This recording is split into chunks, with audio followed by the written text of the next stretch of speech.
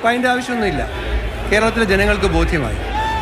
എത്രയേറെ ആരോപണങ്ങൾ, വിവാദങ്ങൾ, കത്ത്, പെട്ടി, വ്യാജ വോട്ട്, ഏറ്റവും ഒടുവിൽ വിഭാഗീയമായി സമൂഹത്തെ ചിന്തിപ്പിക്കുന്ന തരത്തിലുള്ള പരസ്യം, പത്രപരസ്യം, അതിന് നൽകിയ വ്യാഖ്യാനം ഇത് നമ്മൾ കണ്ടതാണ്. അപ്പം അതിനെല്ലാം അതിജീവിച്ചുകൊണ്ടാണ് ഞങ്ങൾ ഈ പാലക്കാട് മുനിസിപ്പാലിറ്റിയിൽ പോലും 4000-നടുത്ത് വോട്ട് ഭൂരിപക്ഷം നേടി നിർണായകമായ ആധികാരികമായ ഒരു വിജയം നേടിയത്. ഇത് മതേതര കേരളത്തിൻ്റെ വിജയമാണ്.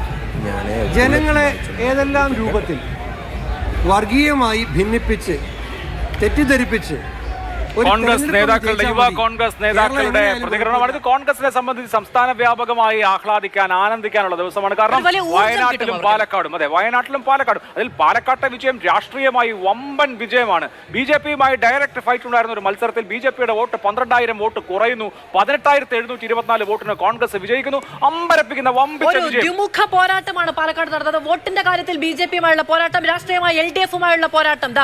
PC വിഷ്ണു പറഞ്ഞത് കേട്ടില്ലേ? വ്യാജൻ എന്നുള്ള വിളി, വ്യാജനാണ്, വ്യാജ ID കാർഡ് ഉണ്ടാക്കിയ ആളാണ്, വ്യാജമായ ഐഡന്റിറ്റി ഉള്ള ആളാണ് തുടങ്ങിയ ഒരുപാട് വിമർശനങ്ങൾ ഉയർന്നു.